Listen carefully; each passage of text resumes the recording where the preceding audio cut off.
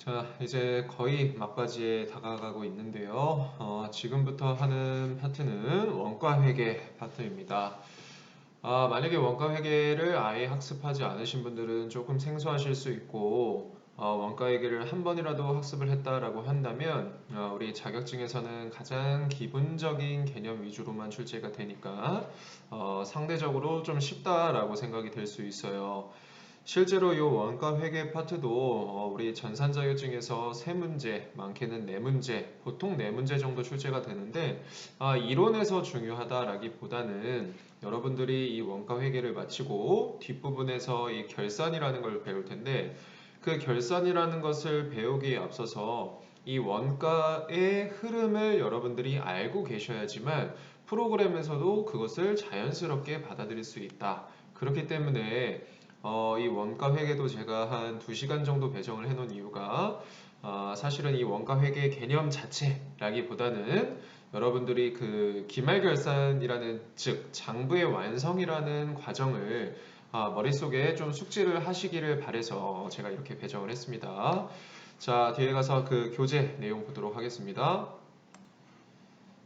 자, 원가의 개념과 종류라는 파트고요. 이 파트도 말씀드린 대로 이런 문제에서 한 4문제 정도 출제되는데 한 문제 정도 출제가 될 가능성이 있어요.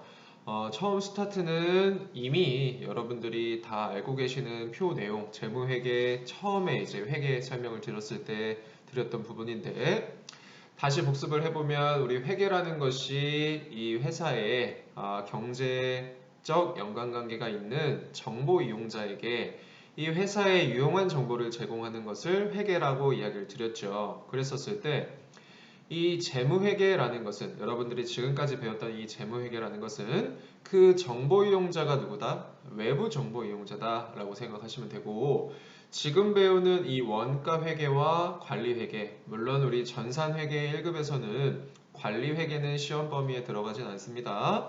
근데 우리가 흔히 원가 관리회계 이런 식으로 부르는데 이 원가 관리회계의 그 정보 이용자는 그 회사의 내부 정보 이용자가 주를 이룬다라고 생각하시면 되세요. 그렇기 때문에 이 외부 정보 이용자들한테 제공을 하는 이 재무회계는 당연히 어떠한 일정한 양식이 필요하고 그 양식은 여러분들이 그동안 학습을 했던 재무제표라는 거예요. 이 원가관리회계라는 것은 그 정보 이용자가 내부 정보 이용자다 보니까 그 내부 정보 이용자의 니즈에 맞춰서 즉 내부 정보 이용자가 야 이런 식으로 보고서를 써와 라고 하면 그거에 맞춰서 하는 것인데 실질적으로 실무에서는 이 재무제표를 가지고 외부 정보 이용자한테도 제공을 하고 이 내부 정보 이용자인 대표자 등에게도 제공을 한다라고 생각을 하시면 돼요. 당연히 이 내부 정보 이용자인 이 대표자 등은 이 재무제표를 분석하고 읽을 수 있는 능력은 당연히 가지고 계셔야 된다라는 것까지 알고 계시면 될 것 같습니다. 자, 일반적으로 뭐 이용정보, 뭐 과거지향적이다, 미래지향적이다 이렇게 나와 있는 이유는 이 재무제표라는 것이 결국은 기간별 그다음에 뭐 시기별 이런 식으로 비교하게끔 기간별 그다음에 그 뭐 회사별 이런 식으로 비교하게끔 되어 있는 이유는 과거 정보를 가지고 그 피드백을 통해 가지고 앞으로 나아가기 위함인 것이고 원가 관리 회계라는 것은 내부에 있는 정보를 가지고 과거뿐만이 아니라 미래를 포함한 모든 정보에 가지고 앞으로 우리가 어떻게 이 기업을 운영할 것인가 라는 것을 도출해 나가기 위한 과정이다 라고 생각하시면 되세요. 그래서 여러분들 이미 학습을 했지만 재무회계 파트에서도 이 재무회계와 원가관리회계 비교가 나올 수도 있고 원가회계 파트에서도 이 비교가 나올 수도 있기 때문에 이 표는 중요하다라고 말씀을 드렸습니다. 자, 넘어가도록 할게요. 자, 원가의 구성이라는 것은 우리가 이런 식으로 되어 있다라고 생각을 하시면 되는데 자, 제조 원가라는 것은요. 자, 조금 내려볼게요. 자, 원가의 구성은 다음과 같이 구성이 되어 있다. 자, 일반적으로 제조 원가 여러분들이 프로그램을 통해서 뭐 500번대니 800번대니 이런 식으로 우리가 막 이야기를 나눴는데 지금 이야기하는 것은 전부 다 500번대를 이야기를 하고 있는 거예요. 이러한 제조 원가는 다음의 원가로 구성이 되어 있다. 직접 재료비 그리고 직접 노무비 제조간접비라고 되어 있고 실질적으로 여러분들 직접 재료비와 직접 노무비 이 직접이라는 개념 자체는 추적이 가능하다라고 생각을 하시면 돼요. 예를 들어서 이 직접 재료비의 대표적인 예는 내가 귀걸이를 만드는 회사인데 원자재를 사왔다. 뭐 보석이라든지 이런 걸 사왔다. 이 보석은 이 귀걸이를 만들기 위한 직접적인 재료다라고 해서 이 직접 재료비에 포함이 되시는 거고요. 뭐 그 공장을 운영하는 데 있어서 뭐 전기료라든지 이런 것들 있잖아요. 이런 것들은 물론 재료비임에도 불구하고 실질적으로 어떤 뭐 전기는 조금 애매하네요. 제조간접비라고 보기가 더 좀 강력하죠. 뭐 이렇게 생각해 봅시다. 아까 이야기했던 그 귀걸이 원석 같은 경우는 어떤 귀걸이에 들어가는지 정확하게 우리가 추적을 할 수 있지만 뭐 본드라든지 기타 부속품 같은 거를 생각을 해보세요. 이 귀걸이를 만들 때도 사용하고 저 귀걸이를 만들 때도 사용한다. 공통적으로 사용한다. 즉, 그 제품 하나하나에 추적을 하기 어렵다라고 하는 것은 간접 재료비라고 생각을 하시면 됩니다. 어쨌든 여러분들 요 직접 재료비와 직접 노무비는 각각의 추적할 수 있는 원가라고 생각하시면 되고 그 외의 원가를 제조간접비라고 이야기하시면 되세요. 그래서 여러분들 아마 뭐 공부하셨을 때 직접 재료비는 뭐 DM, 직접 노무비는 DL, 제조간접비는 뭐 OH 이런 식으로 기억했는데 그 기억한 내용이 지금 설명드린 부분입니다. 우리 시험에서 많이 출제가 되는 것은 용어 정의가 많이 출제가 되는데 우리가 흔히 직접 재료비와 직접 노무비, 즉 추적이 가능한 원가를 기본 원가 또는 직접 원가, 뭐 프라임 코스트라고 이야기를 하는데 기초 원가라고 하는데 이러한 용어가 시험에 출제가 될 가능성이 커요. 그리고 직접 노무비와 제조 간접비는 우리가 뭐라고 부르냐면 가공 원가 또는 전환 원가라고 이야기를 한다라고 생각하시면 됩니다. 자, 그래서 밑에 직접 원가와 간접 원가에 대한 설명이 나와 있는데 요거는 제가 요약적으로 설명드린 부분을 자세하게 설명이 돼 있으니까 여러분들이 읽어보시면 될 것 같고 자, 기본 원가와 가공 원가의 정의에 대해서 설명을 드려보도록 할게요. 자, 아까 이야기 드렸지만 이 용어가 시험에 그냥 단순하게 객관식 문제로 출제가 되기 때문에 여러분들은 그 용어를 암기하시면 되는데 도대체 이 기본 원가, 이 프라임 코스트라는 것은 무엇이냐? 자, 결론적으로 이 기본 원가라는 것은 내가 제품을 생산하는 데 있어서 가장 기본적으로 반드시 필요한 원가를 이야기한다. 이랬었을 때 우리가 앞서 이야기했던 거 DM, DL, OH 즉 직접 재료비 그 다음에 직접 노무비, 제조간접비가 있는데 직접 재료비와 직접 노무비는 반드시 꼭 필요한 원가다라고 해서 우리가 기본 원가라고 이야기를 하는 것이고 그 밑에 있는 방가로 2번의 이 가공 원가라는 것은 우리가 제품을 생산하는 데 있어서 가공을 위해 필요한 비용을 이야기를 하는 것이고 직접 노무비와 제조간접비가 있다라고 생각하시면 됩니다. 실질적으로 이게 이해가 되든 안 되든 그건 중요하지 않고요. 여러분들 저도 수험생일 때 이 원가 회계가 사실 머릿속에 잘 안 들어오는 건 맞았어요. 왜 그러냐면 사실 이 원가 회계라는 것은 이 공정이 돌아가는 것을 여러분들이 눈으로 직접 보고 원가가 어떻게 배분이 되는 것을 직접 눈으로 보면 조금 더 이해가 더 쉬워요. 하지만 수험생들은 숫자로만 보고 이런 게 있구나. 재무회계는 내용이 어렵지만 그냥 일종의 룰이기 때문에 암기 형식으로 공부하면서 나아가는데 원가회계는 약간의 이해와 동시에 이 문제를 풀려다 보니까 초창기에 개념을 잡기는 어려워요. 하지만 실제 시험장 가시잖아요. 뭐 전산이야 뭐 큰 의미는 없지만 여러분들이 뭐 재경관리사라든지 뭐 세무사 시험이라든지 회계사 시험 등 이러한 난이도 있는 시험을 볼 때 실질적으로 여러분들의 베이스 되는 점수는 원가 회계일 가능성이 커요. 그 이유는 초창기에는 이해가 안 되지만 어느 순간 여러분들이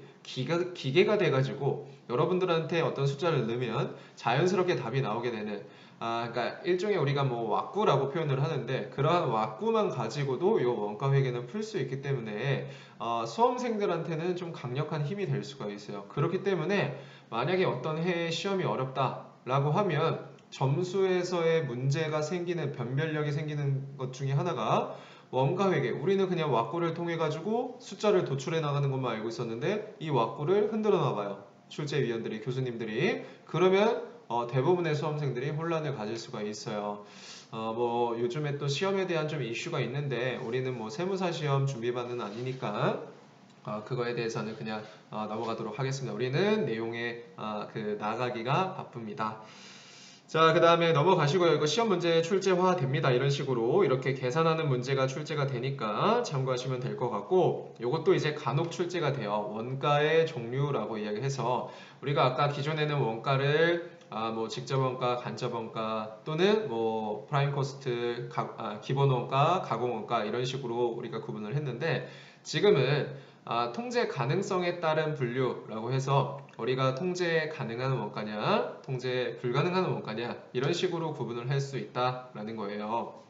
그 밑에 자세하게 설명이 되어 있으니까 내용 보시면 될 것 같고 두 번째로는 의사결정 관련성에 따라 이런 식으로 분류를 할 수 있는데 첫 번째로는 관련 원가와 비관련 원가로 구분을 할 수 있다. 이 관련 원가라는 것은 어떤 내가 이제 결정 사항에 대해서 이 결정을 하는 그 오너가 의사결정에 미치는 원가다. 어떠한 원가가 야, 나 이거 이런 일을 하려고 하는데 어느 정도 비용이 들었는지 산정을 해봐 라고 했었을 때 그 의사결정에 직접적으로 미치는 원가를 우리는 관련 원가라고 이야기합니다. 하지만 이 의사결정과 직접적인 연관이 없다 라고 한다면 그것은 그냥 비관련 원가라고 하고 이것도 그냥 말문제로 뭐 관련 원가, 뭐 다음에 설명 중 맞는 원가는 이런 식으로 또는 가장 많이 출제가 되는 것은 우리가 앞서 봤던 내용이 많이 출제가 됩니다. 자, 요거는 좀 가끔 출제가 많이 돼요. 매몰 원가, 그래서 뭐 보통 우리가 썬큰 코스트라고 이야기를 하는데 우리가 이미 지출을 했어요. 이미 지출을 했다라는 것은 내가 예를 들어서 어떠한 그 의사결정을 하는데 이 의사결정을 바꾼다라고 하더라도 내가 이미 지출한 비용을 어떻게 할 수가 없는 돈. 이런 것들이 문제죠. 여러분들이 사업을 함에 있어서 내가 이미 깔아놓은 돈, 이거는 도저히 회수할 수가 없고 의사결정을 바꾼다라고 해도 어쩔 수 없는 비용, 이것을 매몰 원가라고 합니다. 당연히 이러한 매몰 원가는 뭐 나중에 의사결정하는데 영향을 미치진 않지만 실질적으로 우리가 실무에서는 당연히 고려해야 할 원가이기도 하죠. 자, 기회비용이라는 건 사실 경제학 용어이긴 한데 예를 들어서 어떤 그 의사결정이 A라는 것이 있고 B라는 것이 있고 C라는 것이 있다. 그랬었을 때 A라는 것을 내가 선택을 했었을 때 B와 C를 포기하는 것이잖아요. 근데 이 B와 C를 포기하면서 얻은 그 이익을 내가 이 A다라는 거잖아요. 내가 A라는 것을 선택했기 때문에 이 B랑 C라는 걸 포기했잖아요. 그래서 사실 경제학 용어는 뭐냐면 기회비용이라고 하면 A를 선택했잖아요. B의 가치가 10이고 C의 가치가 5다라고 하면은 우리는 15를 포기한 건 아니고 내가 만약에 A를 안 했으면은 당연히 B를 선택했을 거잖아요. 그렇기 때문에 이 B의 가치 10이 기회비용이다라고 생각하시면 되세요. 아시겠죠? 약간 경제학 용어가 원가 회계에도 준용이 된 케이스입니다. 참고해 보시면 될 것 같고요. 그 다음에 이거 이제부터 조금 중요한 내용이니까 자세하게 좀 보도록 하겠습니다. 자, 조업도 변화에 따른 분류인데요. 첫 번째로는 변동원가예요. 조업도라는 것은 작업량이라고 생각하시면 됩니다. 예를 들어서 내가 어떤 공장을 운영을 하는데 시간당 생산량이 발생이 된다라고 하면 그 시간이 조업도가 되는 것이겠죠. 어쨌든 이 변동원가라는 것은 이 조업도가 변동함에 따라 이 조업도를 증가시키면 당연히 원가가 증가할 거고 조업도를 감소시키면은 당연히 그 원가가 감소할 텐데 이렇게 이 조업도에 영향을 미치는 원가가 변동원가라고 이야기를 합니다. 그 밑에 대표적인 예로 앞서 이제 자동차에 대한 내용이 나왔는데 자동차 타이어와 같은 직접 재료비 그리고 작업자의 직접 노무비라는 것이 있는데 내가 이 당연히 생산량이 증가하면 증가할수록 내가 자동차 생산을 늘리면 늘릴수록 당연히 타이어는 많이 드는 것이고 내가 자동차 생산량을 늘리면 늘릴수록 작업자는 당연히 투입 시간을 늘릴 수밖에 없는 것이다. 이러한 것을 우리가 변동원가라고 하는 것인데 여러분들이 변동원가라는 것은 머릿속에 잘 그려져 있어요. 일반적으로 이 변동원가의 그래프라고 하면 조업도 생산량에 따라서 총원가가 증가하는 다음과 같은 표를 볼 수가 있는데 여러분들 X축과 Y축을 잘 보셔야 됩니다. 자, 여기 보시면은 조업도가 증가함에 따라 자, 중요한 거 단위당 원가는 당연히 일정할 수밖에 없다. 이런 거죠. 내가 차량 한 대를 생산할 때 타이어가 4개 들었다. 라고 하고 차량 2대를 생산하면 당연히 타이어가 8개 늘어가지고 다음과 같은 총 원가는 증가하는 형식으로 되어 있지만 차량 한 대당 들었던 그 바퀴의 개수는 계속 4개로 동일한 거예요. 무슨 말인지 아시겠죠? 그래서 X축과 Y축, X축과 Y축에 어떠한 변수가 써져 있는지 잘 보셔야 되는 것입니다.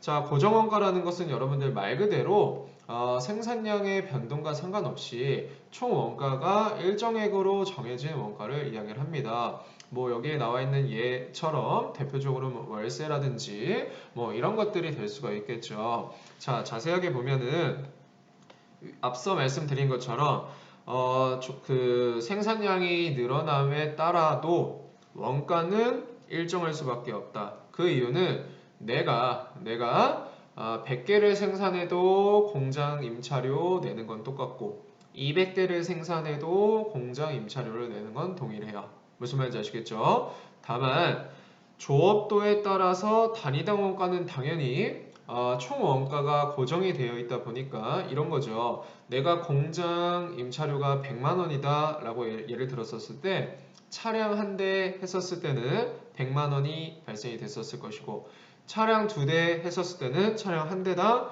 50만 원 들었었을 것이고 차량 3대 하면 한 대당 33만 얼마가 될 것이다. 이런 식으로 단위당 원가는 당연히 줄어들 수밖에 없다. 그래서 여러분들 요거는 그래프까지 기억을 해두시는 게 좋아요. 변동원가, 고정원가 뭔지 그 개념은 여러분들 이미 그 정의, 내용, 이름에 다 써져 있기 때문에 헷갈리실 이유는 없는데 여러분들이 이 그래프를 보면서 X축, Y축 변수에 따라서 그래프 그림이 달라진다라는 거 주의하시면 될 것 같습니다. 자, 그 다음에 간혹 또 출제가 되는 것은 준변동 원가라는 것이 있는데 준변동 원가라는 것은 이런 거예요. 일반적으로 기본료가 발생이 되고 내가 기본료 이후에 생산량이 증가하면 그 생산량에 따라서 추가로 발생하는 원가라고 생각하시면 됩니다.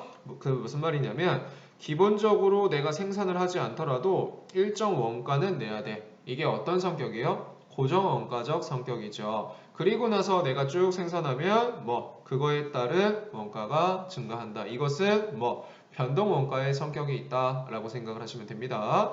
일반적으로 요즘에는 뭐 무제한 요금제 이런 게 많기 때문에 뭐 크게 와닿지는 않으실 텐데 예전에 뭐 기본 요금 그 우리 부모님들 같은 경우는 무제한 요금제 사용 안 하시잖아요. 기본 요금이 뭐 한 3만 원이다. 그리고 나서 통화가 뭐 한 달에 60분 뭐 이런 식으로 배정이 돼 있는데 내가 60분까지는 3만 원만 내면 되는데 고정원가처럼 그 이후에는 내가 사용한 금액에 따라서 원가가 증가하는 것이잖아요. 이런 것들을 우리는 준변동 원가라고 이야기한다. 그리고 마지막으로 반가루 4번의 준고정 원가라는 것은 이렇게 생각하시면 되세요. 아까 제가 공장을 예를 들었는데 한 대를 만들든 2대를 만들든 10대를 만들든 동일하다라고 이야기했어요. 하지만 그 생산 공정상 한계가 있을 수 있다라는 거야. 이 공장에서는 한 달에 100개밖에 생산을 못해. 그 말은 내가 101개를 생산하기 위해서는 또 다른 공장을 임차해야 되잖아요. 그 말은 내가 어떠한 생산량까지는 고정비가 이런 식으로 든다. 하지만 이거보다 조금 더 생산량이 늘어버리면 이 한계를 벗어나기 때문에 추가로 우리가 고정비가 든다. 또 다른 공장을 임차해야 된다. 그리고 마찬가지로 두 번째 공장도 꽉 차가지고 세 번째 공장을 또 임차해야 된다. 이런 식으로 발생이 되는 것을 준고정 원가라고 하는데 이 그래프의 모양이 계단처럼 생겼다라고 해서 우리는 계단 원가라고도 이야기를 합니다. 자, 여러분들 이런 식으로 우리 시험은 그래프를 주고 도대체 이게 뭐냐라는 식으로도 많이 출제가 되니까 여러분들은 그래프를 읽는 방법에 대해서 학습을 좀 해두셔야겠죠. 자, 넘어가도록 하겠습니다. 자, 여기 파트야말로 실제 원가 회계 내용도 중요하지만 이 플로우를 아셔야지만 여러분들이 장부를 마감을 하실 수가 있습니다. 재고자산의 흐름은 다음과 같이 되어 있대요. 아까 우리가 이야기했던 직접 재료비, 직접 노무비, 제조간접비 이로써 집계되는 원가를 단기 총 제조 원가라고 하고, 공장에서 우리가 제품을 만들고 있는 그 공정에 걸려 있는 것을 아직 완성되지 않은 제품이다 라고 해서 우리는 제공품이라고 이야기를 해요. 이 제공품에서 집계된 원가를 제품 제조 원가라고 이야기를 합니다. 그리고 나서 완성된 것을 제품이라고 하는데, 이 제품에서 집계된 원가를 매출 원가라고 하고, 결국은 이 원가의 흐름에서 여러분들이 알고 싶은 것은 내가 물건을 팔아서 매출이 발생이 됐는데, 이 매출에 따른 무엇을 구하고 싶은 과정이다? 매출 원가를 구하고 싶은 과정이다 라고 생각하시면 됩니다. 자, 넘어가도록 하겠습니다. 자, 첫 번째, 이거는 이제 무조건 시험 문제, 계산 문제 나온다라고 생각하고 접근을 하시는 게 좋습니다. 아까 우리가 이야기했던 거, 직접 재료비, 직접 노무비, 제조 간접비를 우리가 집계를 한 것을 우리는 뭐라고 부른다? 단기 총 제조 원가라고 한다. 이것도 여러분들 단기 총 제조 원가와 단기 제품 제조 원가가 용어가 좀 헷갈리거든요. 근데 저는 어떻게 예전에 암기를 했었냐면, 직접 재료비, 직접 노무비, 제조 간접비를 총 더한 금액이 단기 총 제조 원가다. 이렇게 기억을 하니까 그 다음부터는 헷갈리지 않더라고요. 뭐 여러분들 암기하실 수 있는 방법 그대로 암기를 하시면 됩니다. 자, 근데 직접 재료비 같은 경우에는 다음에 그 플로우가 또 있어요. 직접 재료비 같은 경우에는 내가 전기에 다 사용하지 않고 남은 기초 원재료가 이런 식으로 있을 것이고, 내가 이번에 더 사용하기 위해서 추가로 원재료를 샀다. 이 중에 기초 원재료와 단기 매입액 중에 이 전체에서 실제 이번에 투입된 금액, 요 단기 투입 원재료가 뭐가 되는 거예요? 이 직접 재료비가 되는 것이다 라고 생각하시면 되세요. 당연히 내가 이번에 투입하지 않은 것은 기말 원재료로 남아있고 그 다음 연도에 기초 원재료가 되는 거겠죠. 자, 그래서 직접 재료비 같은 경우에는 다음과 같은 산식으로 계산이 된다. 기초에서 단기에 매입한 금액에서 기말 원재료를 차감한 금액, 이런 식의 간단한 계산 문제가 나올 수 있습니다. 자, 직접 노무비 같은 경우에는 우리가 이미 직접 노무비가 뭔지에 대해서는 설명을 드렸는데, 실제 노무비는 발생액 기준으로 생각을 하시면 된다. 이 노무비 발생액이라는 것은 내가 단기의 노무비를 현금으로 지급을 한 거죠. 이거에서 전기 노무비 미지급액을 일단 차감을 한다. 그렇죠? 그리고 단기 노무비 미지급액을 더하는 이유는 결국은 지금 우리가 제조하면서 실제 발생된 것은 얼마냐라는 것을 알고 싶은 거예요. 왜 그러냐면 실제 내가 지금 100만 원을 지급했다라고 생각을 해볼게요. 이 중에 20만 원이 전년도에 지급하지 않아서 올해 지급한 거예요. 그러면 이 100만 원 중에 20만 원은 전년도의 노무비니까 당연히 빼줘야 되는 게 맞고, 실제 돈은 100만 원 지급됐지만 아직 올해치 지급 안 한 게 또 30만 원 있다. 그거는 내년에 지급을 하겠지만 결국은 올해 발생된 것이기 때문에 당연히 더해줘야 된다라고 생각하시면 됩니다. 이것도 간혹 출제가 돼요. 자, 그 다음에 단기 제품 제조원가, 단기 총 제조원가랑 헷갈리시면 안 된다라고 했던 거, 단기 제품 제조원가 계산이라는 것은 제공품 T 계정으로부터 도출되는 금액이다라고 생각하시면 되고, 지금 밑에 박스에 있는 것이 제공품 T 계정이죠. 이 제공품 T 계정도 마찬가지입니다. 기초에 완성되지 않은 공정에 걸려있는 제공품이 있다. 그것을 우리가 기초 제공품이라고 하고, 지금 올해 내가 제품을 만들기 위해서 직접 재료비, 직접 노무비, 제조 간접비 합한 금액을 뭐라고 하죠? 단기 총 제조 원가라고 하잖아요. 그것을 더한 금액에서 실제 이번에 완성된 것은 뭐라고 하고, 단기 제품 제조 원가라고 하고, 완성되지 않고 아직도 현장에 걸려 있는 것들은 기말 제공품으로서 다음 연도에 기초 제공품이 되는 거겠죠. 이런 식으로 그 밑에 보시면은 이론 기출 확인 문제처럼 간단하게 단기 제품 제조 원가 계산할 수 있니? 라고 하면 이런 식으로 출제가 되면 여러분들 어떻게 해야 돼요?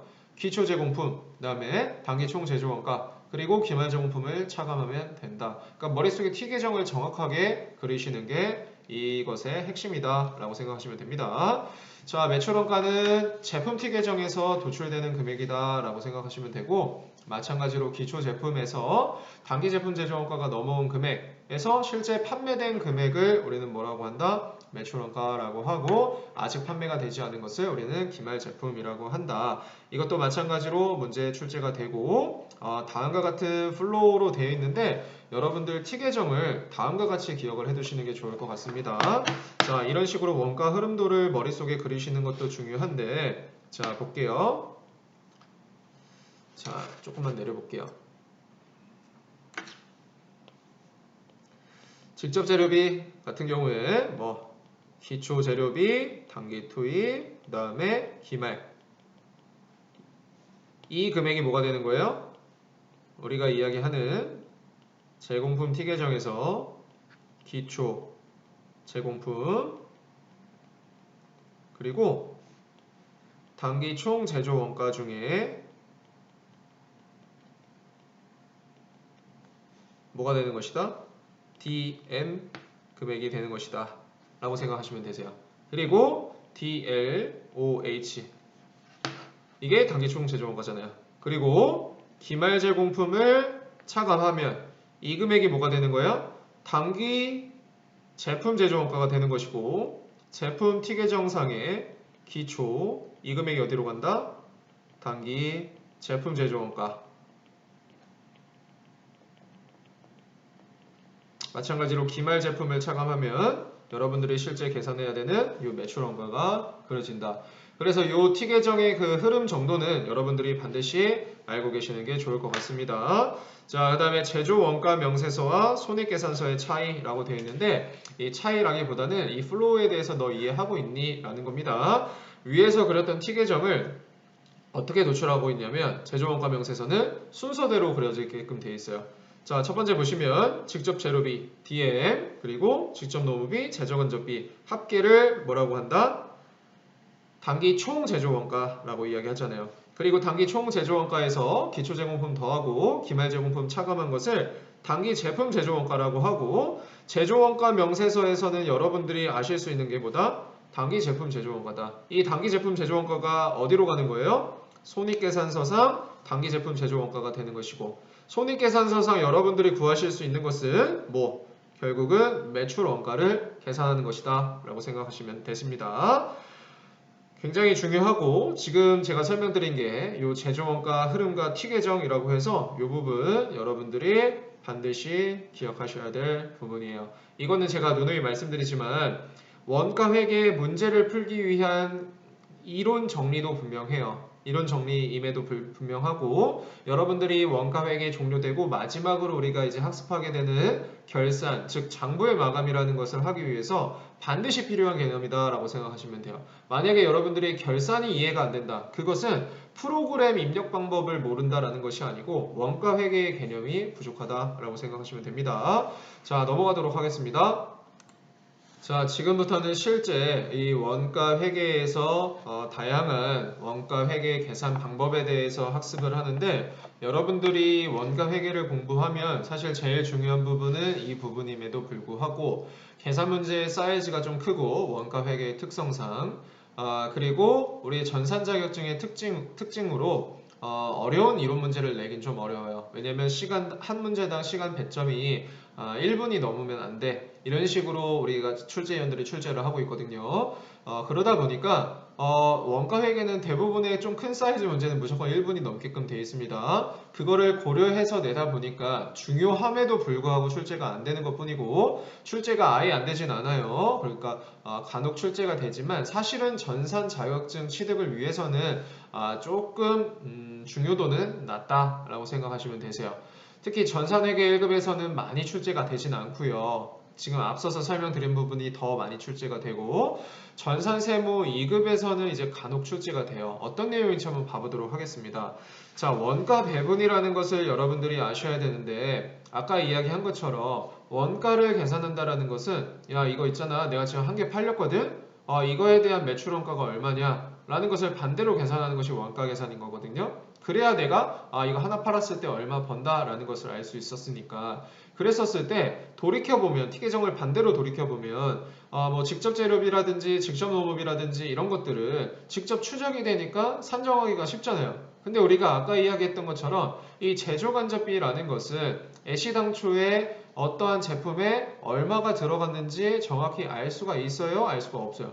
알 수가 없다라는 거야. 그래서 우리가 실제 뭐 원가라는 것을 계산하기 위해서는 임의적으로 이 원가를 배분하는 절차가 필요하겠구나라는 것을 아시면 될 것 같고, 자, 원가 배분의 목적은 당연히 우리가 아까 이야기한 것처럼 여러분들이 내부 관리자다라고 생각을 해보시면 실제 얼마가 들었는지를 알아야 이걸 얼마에 팔지도 아는 거잖아요. 그쵸? 그 다음에 당연히 이런 것을 통해서 매출 원가를 계산해서 이거 얼마 벌었구나 라는 것을 알 수가 있고요. 추후에 내가 뭐 예산 편성이라든지 이런 의사결정을 하기 위한 정보의 제공이 될 수도 있고, 이런 거죠. A 파트가 있고 B 파트가 있고 C 파트가 있어요.